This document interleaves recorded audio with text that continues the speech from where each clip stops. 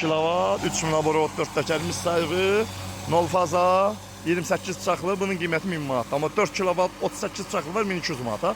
070 298 38 08 səhifəmizdə nömrəmiz var. Usta Sarxan Biləs Parvaz. Çatdırma, qoşun pulsuz qardaş. Bir il işlərin canıma doy eləyin. Hasansı iraqılıq birdən motor dayandı, xarab oldu. Motoru başqa üstə göstərmə. Aç göndərsək, pulsuz pənasız təmir elin verim işlədin. Manqurskada düşür 194'ə, 204'ə belə də normaldır. Üstündə işte quzələkdir. Goranboy rayonunun Hacıməlikli kəndi, ha? Qızılazılı, Hacıməlikli yox, Qızılazılı. Bəyək dedim, mənə çəkiliyyət salman da özün çəkilişin qabağından keçdin, düşdün. Düşdün ona. Da özün düşdün də dedim 176'ya düşdü, boğulmadı motor. Nətər doğrayır? Qəşəng günün olsun. Hələ yoncanda biraz göylük var, görürsən? Kesəncidir? Ha. Bax. 150, 180, 190 amma gənə doğrayır.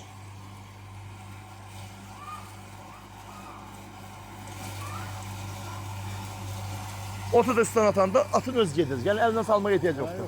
Az eləmək. Ha. Elədiyinə baxmaz az. Ha.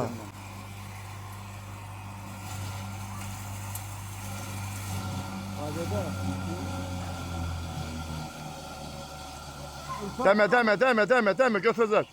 110, 111, 117 motor dayanmır, hava aparır. Bu sarı motorlar 4 kilovatın, bu sarı motor əjdahadır. Bu neçə? 4 kilovat daha. 28 bıçaqlı. O aşağıda da tok göstərir, yuxarıda da bax 2 yerdə göstərir. Sana bir şey deyim. Saman üydəmiz gözləyir. Arpa üydəmiz. Arpa ödəyəni başa salacam, narahat olma. Hadi. Bir dənə presimiz yedi. 1 dəqiqə 56 saniyə. Başlayır deməklə 2 dəqiqə. Qaqa nətərdir? Adnadır qaqanın, adnadır? Rüfət. Nətərdir? Əla, xeyir olsun. Söndür. Su. 3 budu keyfiyyət bu. Çatdırma qoşun. Pulsuz 0 faza. Bir il zamanlat. Qardaş, motor yanını bir ləzinə. Mənim motorum heç üstəyə göstərmə. Aç göndər seximə. Pulsuz, pənasız, düzəldirəm, təmir edib, verim işlədirsən, canlı oda eləsən. Bu da bunun quzələyi. İstəsən qaqa, bundan böyük eləmək istəsən, ələkləri buradadır.